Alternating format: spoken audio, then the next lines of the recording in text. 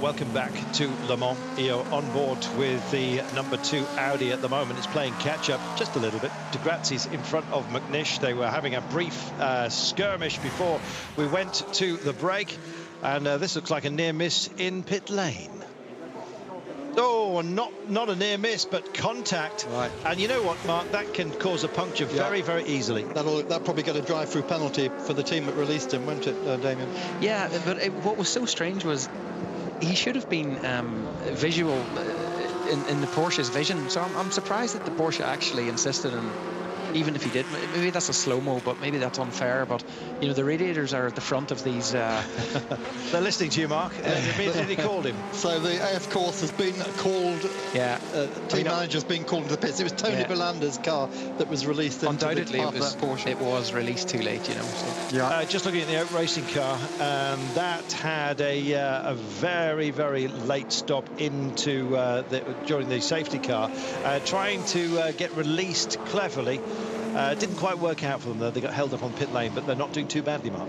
No, indeed. And, yeah, they're coming back up the order now. The two pro GT leaders have just made their first stop, and Darren Turner's coming out ahead of Mark Lieb. How good is that? Yeah, Aston Martin quicker than Porsche. That's Manti Porsche, their first time here as a factory team. As for a long number of years, I think they did it before, did they? As a factory team? Or no? Oh, Porsche has, obviously, but no, Manti, first time as a factory team here at Le Mans. So, well, a drying track. If this is going to be the major proportion, weather-wise, of this year's Le Mans, then the speeds that they're going to start gathering and the laps that they're going to start posting now should start to quicken. It's the although there is rain, you plan for it, you take account of it, but basically you want your car to be as fast as it possibly can be, and so your main drive and your main thought is for the dry. That's what we've got right now. Cars up to speed, brains basically engaged. We are properly racing at Le Mans at last. So Darren Turner then rejoins from his stop, having jumped Mark Lieb in the pits, so we understand. We're just waiting for confirmation of that, but here we go, the Chrome car being passed by Oak. Oliver Pla, still our LMP2 leader, having a very, very good race in Jack Nicolet's Morgan Ocron Nissan, and that Nissan, of course, is one of the Zytec prepared ones, as opposed to the Eureka cars. Eureka are now preparing their own Nissan engines, which is a big move this year. So I'm just looking down the GT ranks, you know, and I'm looking a long way before I see Corvette. Ollie Gavin's on board the 74 car. He's on an outlap at the moment. They've had a couple of changes, a couple of stops, incidentally. I beg your pardon. The 74 has just done the one right now. But nonetheless, so is everyone else around them. And if they have been saying, look, it's not about qualifying, it's not about the warm-up, it's not about the practice, it's about the race, they need to start racing. Yeah, well, I think we heard from Oliver Gavin at some point throughout the weekend. I think it was around about qualifying time, and they were just sort of confused as to why they didn't have the pace of what they should have had or what they thought they would have had. And, you know, he said that the team had some ideas as to what it was and that they couldn't share that with the public right then, right there. But it looks like they didn't you know, that didn't materialise, and obviously their pace isn't quite there. Their PR men are kind of talking them up for the race, as you would. You want people to start watching. What's this? Oh, that looks like contact and more than just a little bit of rubbing. Well, they say if it ain't rubbing, it ain't racing, but that looked a bit rude. That's level 5 motorsport, and KPMC motorsport that's having a little tangle there. Unfortunately, Damien, the slowest corner on the circuit, Arnage.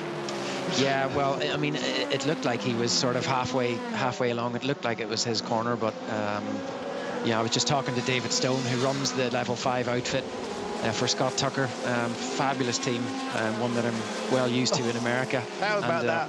He said that they were, they definitely weren't the quickest car, but they just hoped to have a clean race. So he's not going to want to see too much of that, is he? Yeah. That was a fabulous piece of driving there, just using the Corvette as a foil. Change of position, and he is a bit of a cork in the bottle. There's 4 cars behind him at the moment. P2 is absolutely enthralling. It's toe-to-toe stuff. And yes, the blue cars here providing some royal entertainment on board with the Zytec Z11 SN. Right now, there's the 42 car, just looking for position of it at the moment, where they're battling for. It's in class. It's P8 as we speak, that fight is all about. So just confirmation that Darren Turner is now at the top of the pro class again, having jumped Mark Lieb in the pits. I don't know what, we didn't see the pit stop, did we? So unfortunately, I think maybe the Manti team weren't quite as quick. Maybe they changed tyres, Carlton. That would obviously cost that. And he's actually come out some, 11 seconds behind Darren Turner after that. Well, Ollie Gavin at the moment is in his own class, is down in 7th place as we speak, and Jan Magnussen is a further 2 places behind, and indeed is trailing Cocci of on board his Ferrari, who's leading the amateur class as we speak. What have we got here, Mark? Oh, this is Audi swapping position again. This is the continuing battle between McNish and Grassi. I don't know if this is the one we saw a little bit earlier, but we're on board with McNish then. And it's happened again. Yes, here we are. There it is. Confirmation. McNish is back ahead of De Grassi for the 2nd time in this race. Well, he said he was not afraid to race his teammates, and in fact he named them as his those he wanted to beat ahead of the Toyotas 7 and 8. Not perhaps necessarily in that order. It's amazing how Toyotas have blown hot and cold here as well, though, with the 7 car sometimes far exceeding the 8. Right now it's Anthony Davidson leading Lapierre in positions 4 and 5, but it's Audi 1, 2 and 3, and they've got those numbers now. There's a certain sense of purity about that, as they look like they're going such a pedestrian pace here, but believe me, the speeds are unbelievable. Yeah, when we're looking at 200 miles an hour plus, aren't we, from these Audis as they break for each chicanes. And look at this great shot of the Mulsanne. Used to be flat out, and that, you remember, Peugeot 1988 managed to record 253 miles an hour. WM Peugeot. Was it a Werner racing car, a WR that? It was a WR Peugeot. Yeah, amazing. Or was that a plane? Basically, it was they taped up all the air ducts, all the radiator ducts, put the wing flat, and they knew the car blew itself to bits within a few laps. It did, but they got the all-time record for speed, 253 miles per hour. Oh, that was so close. Well, you know what? He did a naughty motorway overtaking manoeuvre there and left it extraordinarily late before the turn, but he just about got there. I won't be surprised if he didn't collect any paint along the way. That was very tough. Well, that would have taken out the GT Pro leader, of course, and that would have been very, very popular, wouldn't it? Yeah, well, Darren obviously had that one well measured, didn't he? I hope he saw him. Oh, and there we have number 47. That's the 47 car. That's KPC Motorsport. We just saw having that collision a moment ago, Arnage, didn't we? That's the same car with who's on board that at the moment, Carlton? Imperatori, is it? Let's have a look. 47. Yeah, Imperatori in the Morgan. Yep. Yeah. It is Alex Imperatori. Has he run out of talent there, or has he had a collision with someone? I think it may be a mix of both. I don't know whether it spins out from the incident he had. Let's have a look. Oh no, it's got together with the Matmut Porsche by the looks of it. I think he was probably trying to avoid it, and yeah, that was it. Matmut looks more than comfortable. He's beached, toddling on. And of course, one of the Matmut Porsches got involved with Tom Christensen this morning in the warm-up and spun both of them out. And Tom Christensen apparently given a talking to by the clerk of the course afterwards, just being reminded the onus is on the faster P cars prototype cars to keep clear of GT cars. If you cause an incident, you face disqualification. 36 car just coming on to pit road. This is Nelson Panciatici. To my mind, that's their second stop. The 26 so went in of schedule. Absolutely right, Carlton. Yeah, so that's the Alpine. Yeah, exactly. Just out of sequence, I'll be bound, but we'll see. Just over 22 minutes, 22 hours, I should say, of racing. We have had already plenty of incident. Unfortunately, some of it not great at the top. One of the Aston Martins in the hands of Simonson into the barriers, the 95 car very early on, brought out a red flag.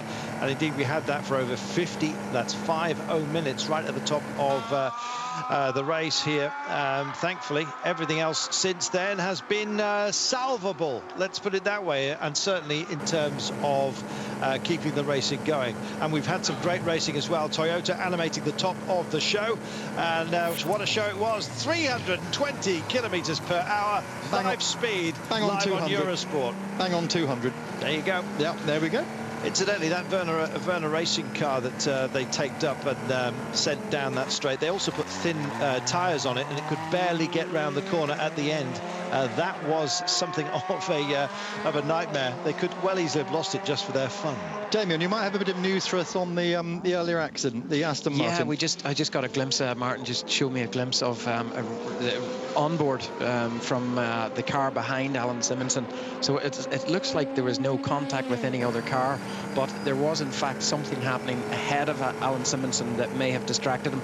There seemed to be 3 cars abreast, and somebody touched up ahead of Alan, and so that may have so he hit the brakes and turned sharp left. I don't know that he hit the brakes, but I think it may have affected his vision or something like that, and it looked like he's got on the curb, which was, I think, wet, and then obviously the AstroTurf, and then just he speared actually left because he corrected the slide, and that's why he went left. Darren Turner, you just saw him in the Aston Martin number 97 car, class leading as the stops go on here. And there's the Irish flag.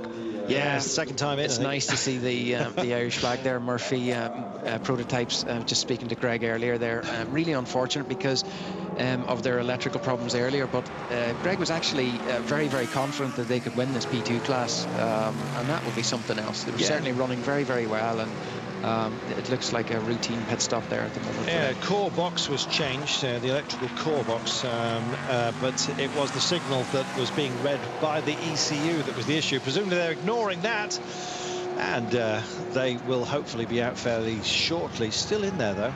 It's a long stop.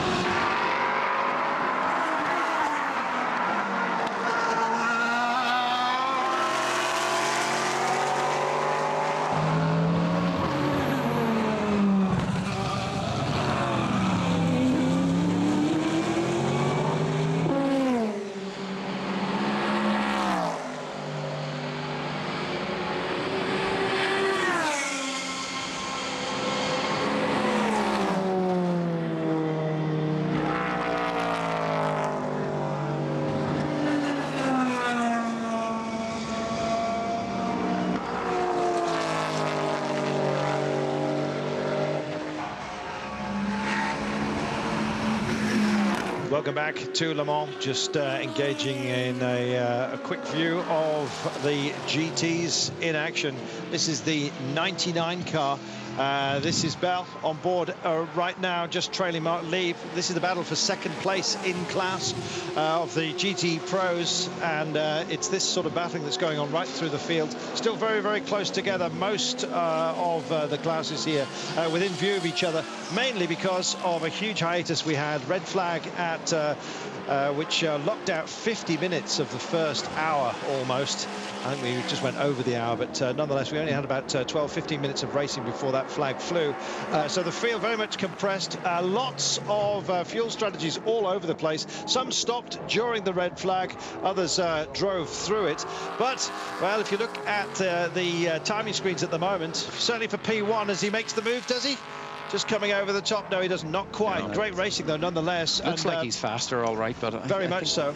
Yeah, at the top of the P1, it's Lotto, McNish and De Grassi. Cars 1, 2 and 3. How do you'd expect that? Anthony Davison leads Lapierre, car 8 ahead of car 7 for Toyota. And then the Lolas, 12 and 13, Heidfeld and Bellici. They are our leaders in P1. It's Pla, Ollie Pla in the Morgan. In fact, it's Morgan's 1 and 2 in P2 as we speak. And we just hook up at the moment with our leader, Mark. Yep, Carlton, let's just make it clear. It wasn't a red flag, it was safety car period. We've never had red flag during racing at Le Mans. And in fact, you've got a Twitter feed there. Well, I did, but when I scrolled up to the top of it, no, I didn't lose it. But Martin had already replied. Oh, he'd already done that one. Yeah. Okay, yeah, excellent. Just if you're just joining us, there has never been a red flag during racing at Le Mans, including the 1955 accident and the double Aston Martin crash and other crashes we've had since. They will always try and continue the race, even when the barriers are down. They will just put the safety cars out. Well, Brain back in gear and back out in front. Right now we're looking at GT Am. It's being led by Ciocci. There is his Ferrari. We have Hensler in second place. He's got the pro car, the GT Pro car of Magnussen in between. Goosens is also down there amongst the AMs, I should say, the amateurs. It's not a full amateur affair by any means, by the way, but it does have a gentleman driver on board for the GT AMs, basically speaking. We'll have more on that and the two, in fact. There we are. Marco Ciocci's doing a fantastic job. That's someone that I raced with many years ago, actually. And his teammate is Matt Griffin, the only other Irish professional racing driver. So I hope those guys go well, and Marco's doing fantastic lap times at the moment.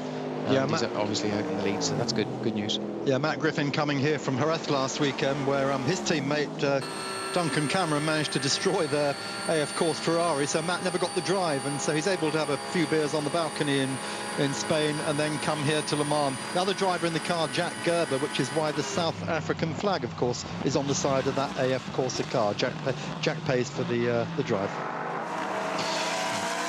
Mark Lieb then, Rob Bell, the man we're normally used to seeing in the Dunlop Ferraris, making the big changes here. Aston Martin snapped him up into the Gulf team, and John Gore very impressed with Rob's performances over the last couple of years, and went to David Richards and said, yeah, take him on board, and here he is. So Rob Bell hunting down the factory driver Mark Lieb for second place. You know what, Mark, as they come towards this Corvette, and they're starting just to close in as we speak, and Corvette, they just haven't lit the fuse at the moment, unfortunately, or maybe that's all they've lit, and it just hasn't engaged quite yet. And this really speaks volumes about the difference in pace between the Corvettes and those who are really at the top of their game at the moment. Yeah, about to be lapped, Corvette, and we're not yet 2 hours into the race.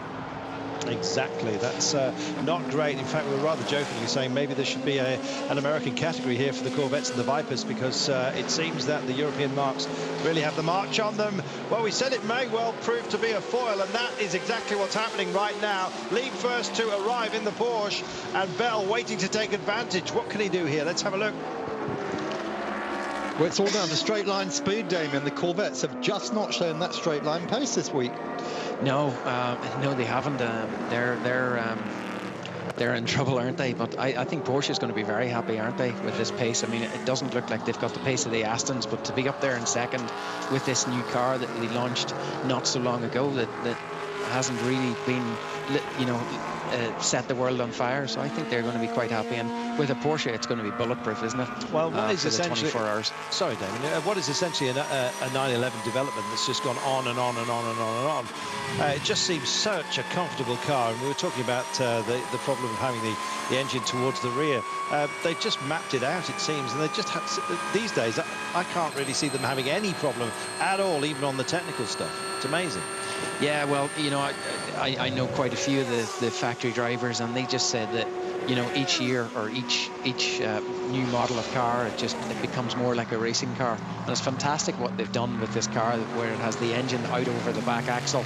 You would imagine the front of it to be very light and have a lot of understeer, but the handling is, you know, superb. And I think the Porsche engineers have done a fantastic job. Yeah, what they've done, they've thrown away the McPherson struts that are on all the rest of the Porsches, the ones you raced in, all the Carrera Cup racing, and they've gone to front wishbone suspension. They've lowered the car by six centimeters, and that's made a huge difference. But it's still only an interim car, and they want to get the engine further forward in the 911, and they want also to have direct injection engines.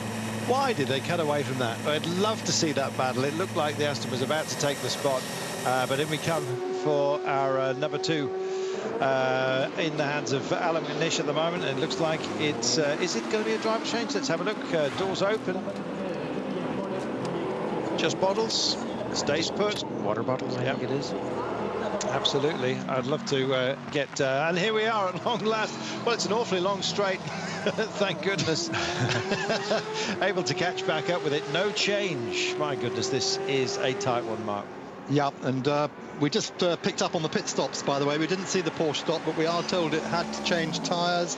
Neither of the Aston Martins did. They just took fuel, which, oh dear, is that Darren? No, that's a 96 car. Oh, that's a relief. That is Jamie Campbell. Walter, I think, still on board that car. Well, he's going cross-country. Through a splash of water, which just shows you how much moisture has fallen here. Let's have a look at it.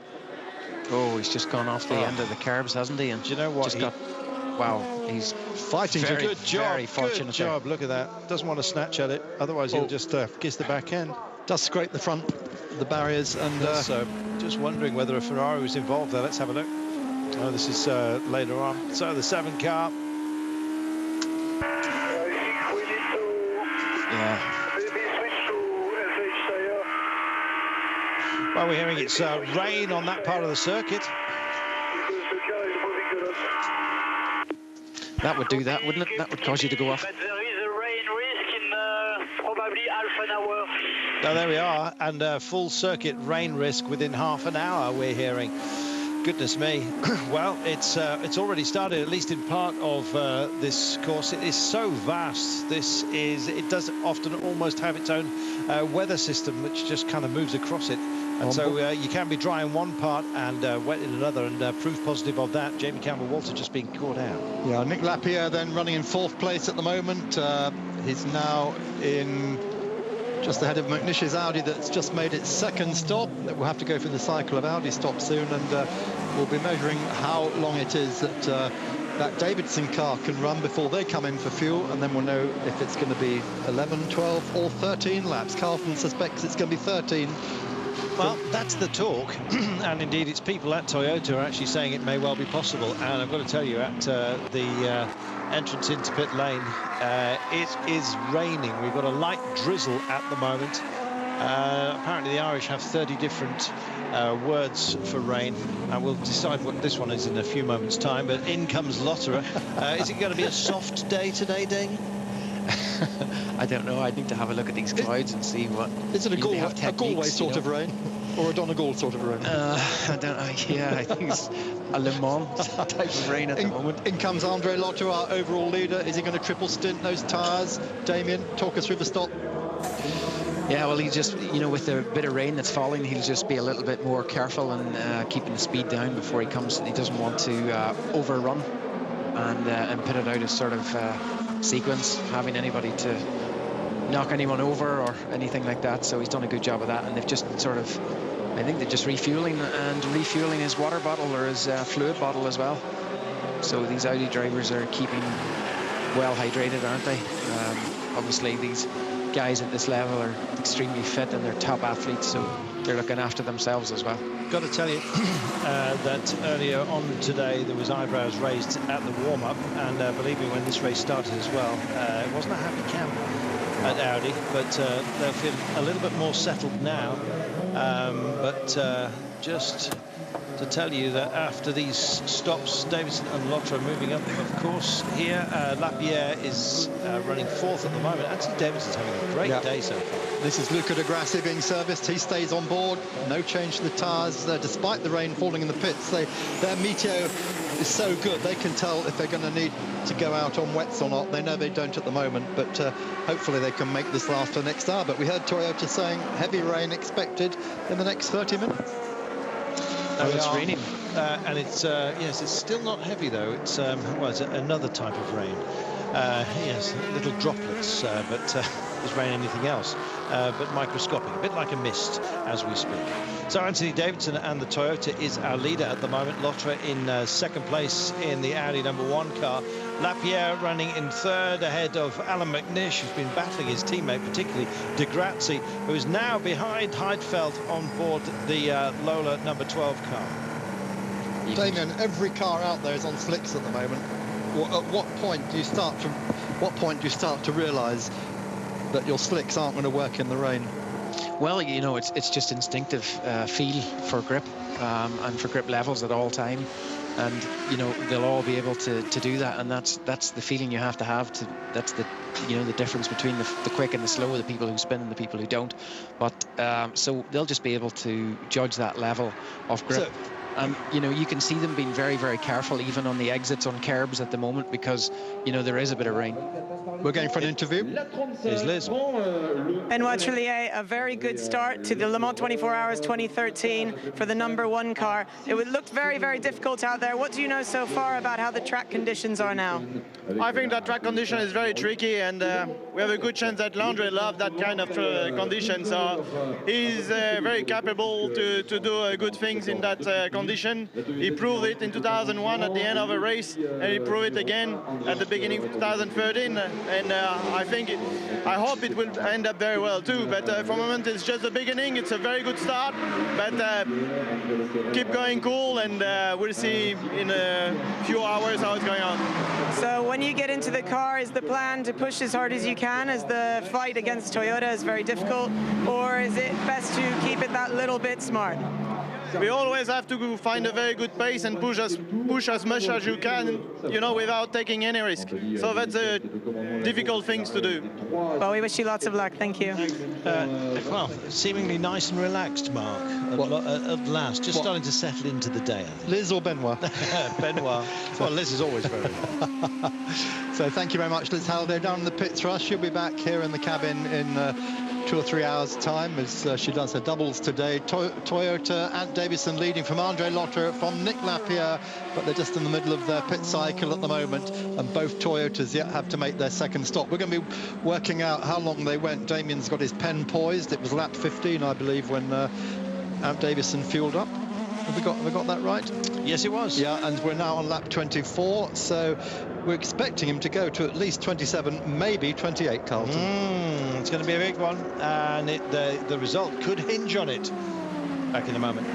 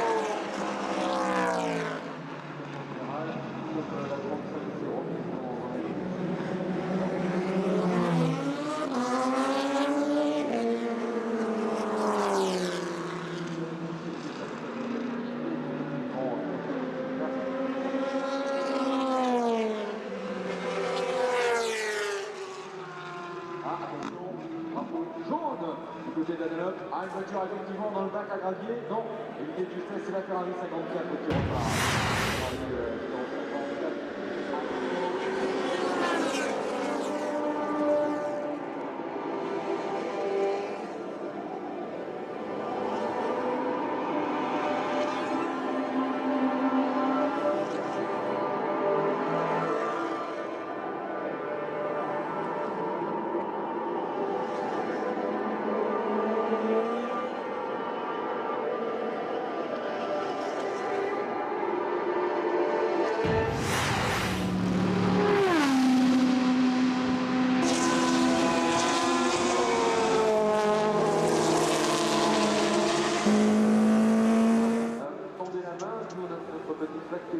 Welcome back. You're on board with the 42 Zytek at the moment. It's Lucas Ordinez, whose hands it is in right now, running down at the back of the P2 grid. It's a field that's being led by the 38 car at the moment, Zytek Nissan. Nissan, of course, ubiquitous throughout this class. I think it's 15 engines they have supplied or are being run, 15 vehicles being run with their power plant right now. And the battle for 11th place, this has been raging on for some time. We've just been keeping across this one, and it's Holzer in the Lotus and the Zytek of Ordinez absolutely together. Meanwhile, at GT, we've got something of a train here that's causing a bit of a hold-up, and they're about to run into the back of it, as you can see. So this skirmish, this is what it's all about, Damien. The mix of classes here, and each has to respect the other, but more so, if you're in the more powerful vehicle in the higher class, then it is your responsibility not to take too much of an advantage of those at the lower orders. Well, yeah, just, I mean, it's a challenge, you know, and it's, as Mark alluded to earlier, you know, it's a mental thing where you can't let it distract you, you can't let it annoy you or perturb you. You just have to deal with it. Everyone goes through it, whether you're in the slower car or the faster car. Someone has to give up. Unless they overtake you on a straight, of course, but if it's into a corner, then both cars, both drivers have to compromise, as we see the number 8 Toyota finally pitting. Yeah, Anthony Davis is staying in, as you can see, clean-up operation going on. More important than you might think. Actually, today, possibly not that serious. When the sun starts to get a little bit lower, around about twilight, but well, we can't see it now anyway. The glare, and particularly if you've got insect debris upon the windscreen, it really counts against you visibility-wise. Not such a bad situation. It's probably one of the only benefits of having this sort of light drizzle, that you have a clean screen. Yeah, eventually the windscreen wiper will wash it clean, but it'll take a few laps, I'm sure. But these cars do have rip-offs. I think up to a maximum, is it 4 or 5? I think they're not allowed to have any more than that, from what I read somewhere, I think, on a rule book. Yeah, they do. They do have a collective effect. Excuse me, as well, just of diminishing returns. They get thicker and thicker, but yeah, I think it is 5 if I remember rightly. Yeah, and obviously the driver, you know, if they're swapping drivers or something, then the driver who's coming out will report back and say, listen, you know, give the next guy a new screen or whatever. He needs to, you know, he'll need some vision or whatever. So there's a lot of feedback, there's a lot of strategy involved in this. Effectively the battle for the lead. Lapierre's an awful lot lighter. He's only, this car's only made 1 stop, so it's at the end of its run in terms of fuel. How much advantage he can take of Lotterer right now? Well, he should do it, but he has to stop, and so he might make the pass. Can't quite do it this time. It was, as he got the power down. I'm not sure whether it was the hybrid just kicking in, but you can see it's much heavier rain there than it is from our commentary position as we speak, and he really lost out on trying to get the drive down there. Yeah, it looked like you know, the number 1 Audi there, Lotterer, was being really careful, and you can see him being really careful again. In fact, he's missed his apex a little bit. And got on the exit curb. That's not what you want to do.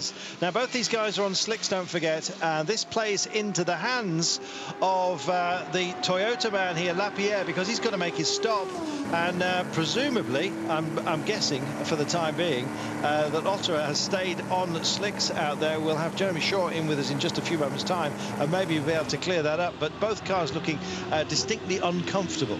One at the beginning of a run, the one at the end. Yeah, I would say so. It looks like he's still on slicks because he's being very careful as the Toyota gets very much out of shape. And listen to the chatter as they just try and get the delivery in place. Well, he's on a lighter fuel load, as we said, and he'll be making his stop perhaps next time by. We're keeping tabs on them, by the way, just to see how long they can go, but he may well come in out of sequence just because he wants more grip, but it's not wet enough surely to go for wets. I wonder if they can push another lap out of this because of the conditions, but you know, because they're obviously they're not as fast. Ah, what? Well, was that a question? Anthony stayed in slicks. There we are. He's asking what others are doing. What his teammate was doing. Anthony Davidson stayed on slicks in these conditions. So essentially they're asking Lapierre what he wants to do. Davidson stayed on slicks, but Lapierre, even at the end of his run with a light fuel load here, the car getting very, very much out of shape. They're playing the long game as well. Lotterer quite comfortable, and in he comes. So we'll see what he takes. Davidson's gone for slicks. I'm just wondering whether he might well go for some intermediates here. It is greasy on the surface due to the light rain that we have. Oh, well, we're about to find out, I suspect. I don't know how much information we're going to be able to glean from the pictures. What I can tell you, though, is the lights are absolutely flaring right now as it gets darker and darker. It's only approaching 10 past 5 in the evening. It should not be this dark, and the light should not be that bright, but the weather has not graced us, I'm afraid. Gracing us with his presence is Jeremy Shaw. And it's great to be in here, I can tell you. Fantastically interesting first couple of hours of the race, and wow, what a brilliant first couple of laps it was. Interesting then how the number 7 Toyota in particular fell back. They had some sort of, I think, electrical issue on that car, or some systems problem of some sort. Spoke to Alex Burtz. He claimed not to know exactly what it was. Didn't have a chance to go see the technical director, but there was some sort of problem during that stint which caused him to fall back. But he was clearly getting very good fuel consumption, because on the first round of pit stops it was the number 7 car that came in ahead of the number 8 car. This time around, I presume that was because of the issue, but this time around it's the other way around. The number 7 car goes an extra lap compared to the number 8. Can they make 13 laps? That's the big question. Well, they made what lap are we on now? This is lap 27. That was number 7 car that came in. It came in last time on lap 15. So no, 12 laps they managed. That's I was talking to the guys before the start of the race. They thought it was going to be 12 laps. So that's what it was for this car. But the number 8 car was in the last lap. Was that in the last lap? Yes, it was. It was lap 26, and you're right. It lap was 26. Well, that was only 10 laps. Therefore, for the number 8 car, I was just. There we go into the gravel, Whoops. and just shows you that slicks aren't helping at the moment, and that is De Grazia in the 3 car. Indianapolis. Straight on.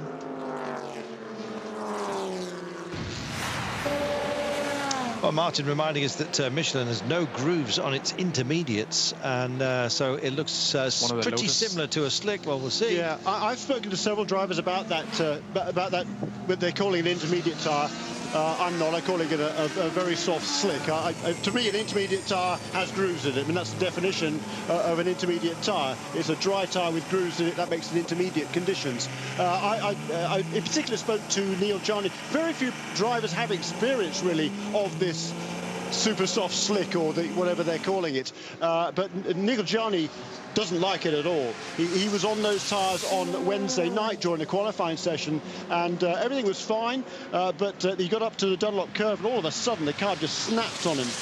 So it's very susceptible. It handles pretty much like a slick, but when it goes wrong, as you would expect, when you get on a slippery bit of track, then it's going to swap ends before you even know it. So he doesn't like them at all, and Neil Jarney has no intention of using those tyres during this race. He'll go for either the softest of the slick tyres, or the grooved, or the sort of the regular wet tyre. Trick slicks, I think they were taught. Yeah, they were calling them. That's right. There is Rita just towards the barriers here.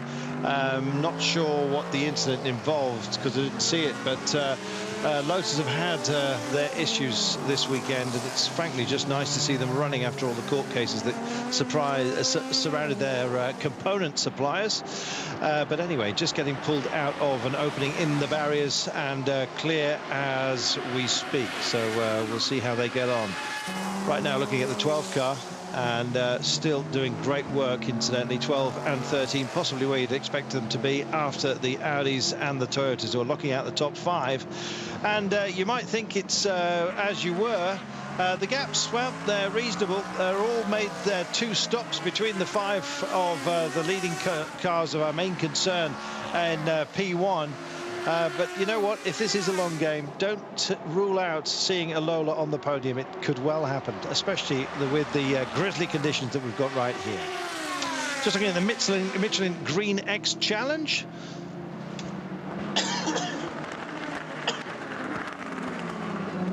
Sorry about that. More than a frog in my throat as we spoke. Darren Turner, incidentally, leading the GT Pro at the moment in the 97 car, and doing so by a decent margin as well. Mark Lieb and he have been kind of locked together, but a little bit of space between the pair of them on track as we speak. Bell running in 3rd place in the 99 Aston. So Aston 1 and 3 with a Porsche in the middle at the moment on track. Damien. Yeah, I was just actually, you took the words out of my mouth. I was just going to say that battle is still going on there. Obviously, Mark Lieb is doing a stellar job for Porsche, and Rob Bell is trying to get past in the quicker Aston. Obviously, they've had to be a little tentative with the incoming weather, poor weather with Caribbean and stuff like that. So. Very much so. A fantastic battle going on as well between Hensler and Ciocci in the amateur class. They are 33 and 34 on track, but leaders of the GT AM class as we speak. Yes, the retinas on the cameras are wide open here, which is why you're seeing all this flaring. It is dark, it is grisly, but the battles are absolutely fabulous. We're going to have to take ourselves a short commercial break, and we'll be back with you live here at Le Mans shortly afterwards. Don't forget, we do have Twitter. It is Damien Faulkner, or Carlton Kirby, or Martin Haven, or Jeremy Shaw Racer, is that right? There we are, or Liz Halliday, in fact. Forget Mark Cole, he's still on pigeons.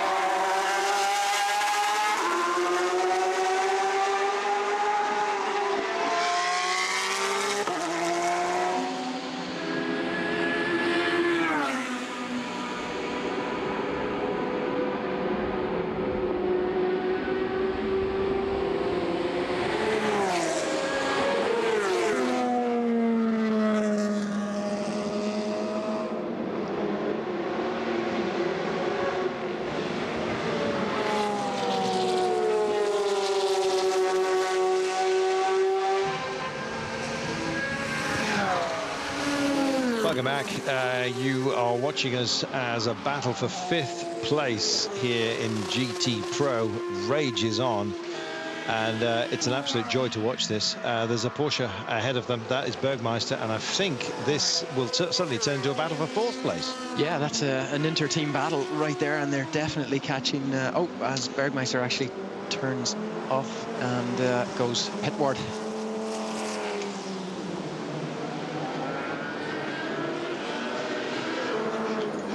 It's amazing how much curb they use on the final corner just there. They're just completely over the top of it, even though that it is raining again. So this will be tricky.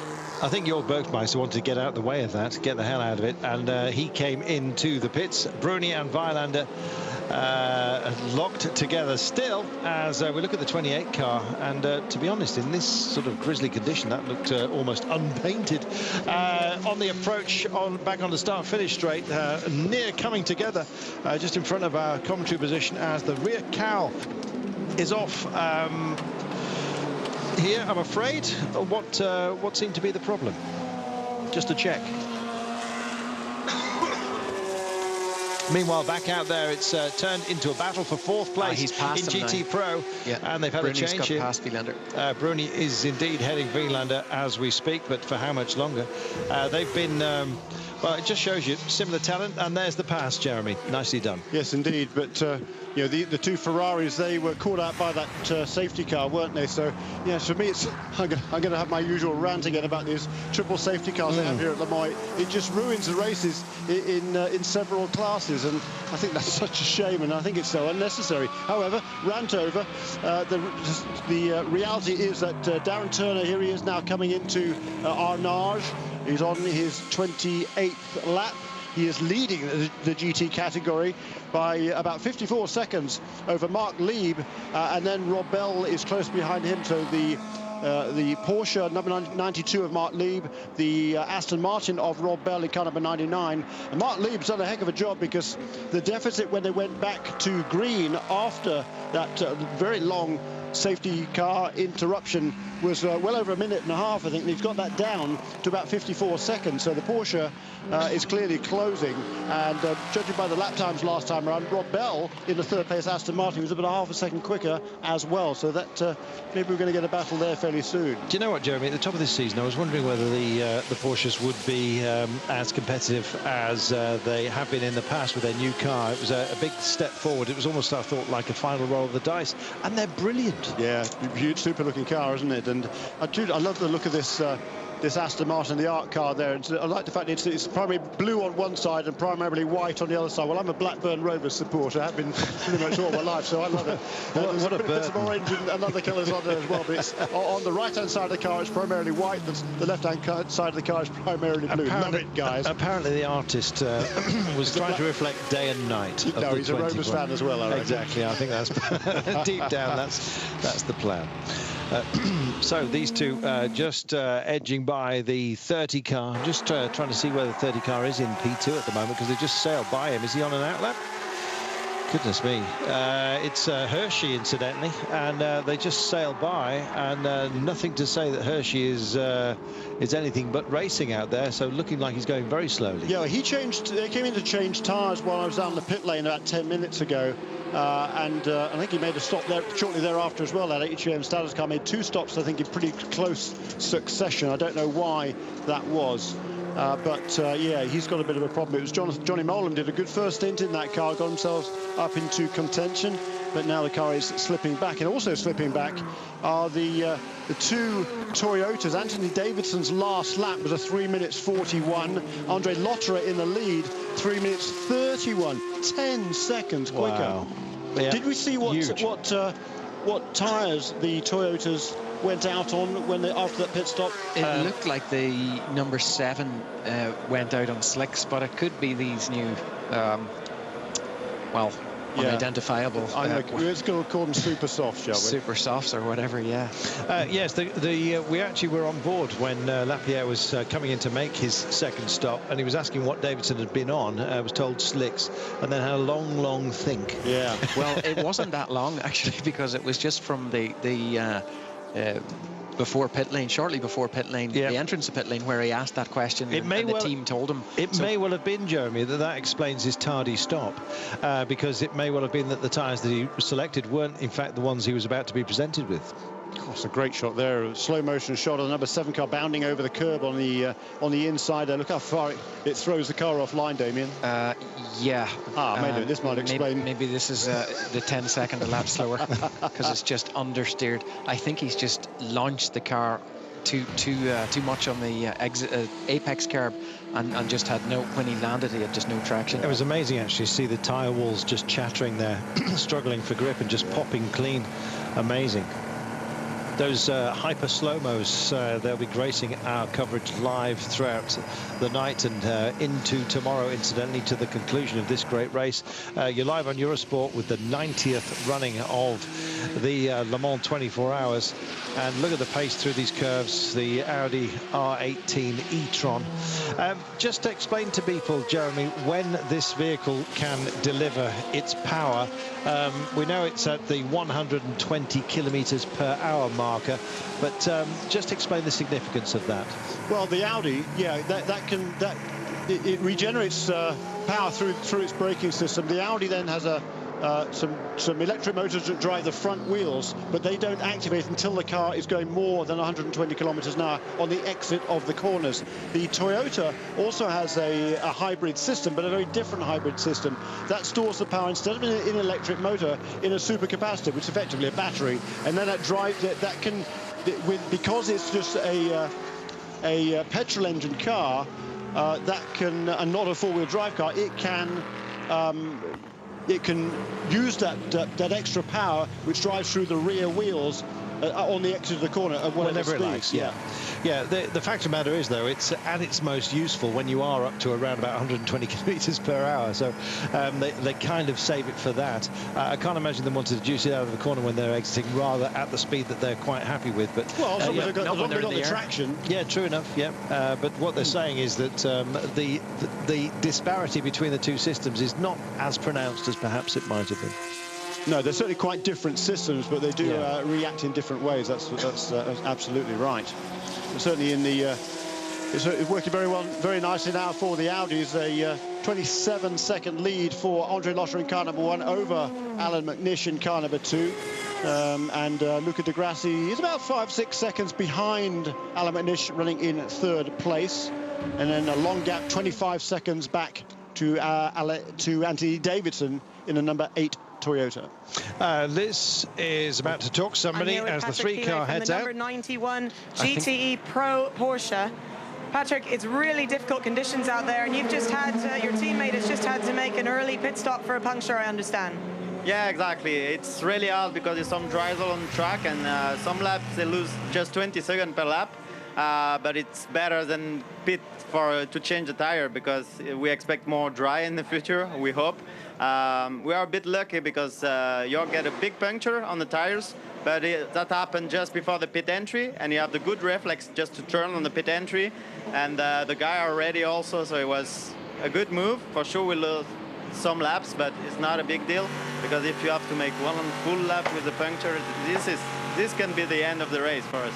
No, absolutely. That's very lucky. Now, we've watched some of the tyre choices through the teams. A lot of people are on wets right now.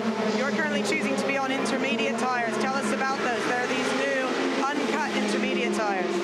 Yeah, with the intermediate, it's really hard for us because with the GT car, we have a lot more temperature on the tire than on a LMP. So we keep the choice to keep the slicks, and all the other team also keep the slicks. So we also follow the strategy for the others. So maybe later in the race we will take more risk in this situation, but for the moment everybody stay on track and just try to stay without trouble, not like in the past, yeah, we will keep going, and we will hope we will catch the time we lost under safety car. Great, good luck. Thanks to Liz. I'll tell you something. Ollie Gavin is doing an amazing job in that 74 Corvette of staying in touch with and indeed challenging Pedro Lamy on occasion. Whoa! And there's the answer. Well, that's how hard he was pushing. All of a sudden, just brakes and away he goes. Just contact brake and into the gravel. Well, that's how hard he was pushing, Jeremy. drama right here, live on Eurosport. Yeah, conditions are really tricky out there. I mean, it's been drizzling for the last 10, 15, 20 minutes or so. We heard a radio call about half an hour ago to say they were expecting the possibility of rain in about 30 minutes. But you know, clearly it's not full rain now, but it is a pretty steady light drizzle. Yeah, strangely, it actually had abated about 5 minutes ago, and it's back. And I think it just caught them out by surprise, as we saw earlier on as well, Damien. It's such a big venue, this, that it can be raining in one part of the course, dry in another, and in fact sunshine elsewhere. No sun today just yet. No, but there's another Corvette going off. Beg your pardon, no, it's the same one. That's the same one, number 74. Well, that was just up at the Dunlop curves where we just saw Lucas de Grassi run straight across. So obviously with the windscreen wipers, I just saw the windscreen wipers coming on the lap before that. So it looks like it's a little bit slippery up there. And of course, with this track being 8.5 miles long and spread all over the place, it could be, you know, obviously more wet as the 99 comes into the pits. Well, it shows you how hard Ollie Gavin was pushing Pedro Lamy up the road as we speak. We're going to take ourselves a commercial break. We'll keep an eye on this, and we'll be back to you in just a few moments' time. Stay with us.